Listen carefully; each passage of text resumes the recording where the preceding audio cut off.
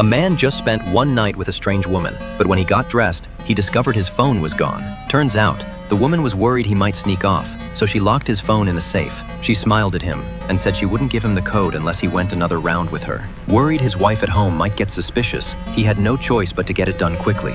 3 minutes later, he finally got his phone back, and the woman fell asleep satisfied. He thought that would be the last of her, but a few days later, while he was getting intimate with his wife, they suddenly heard a noise outside. Both of them became alert. After getting dressed, he carefully went upstairs to check, grabbing a golf club from the cabinet for protection. When he reached the living room, he didn't see anything unusual, but just as he was puzzled, a masked man lunged at him. He fought back hard and shoved the attacker away. Then he swung the club and managed to drive the guy off.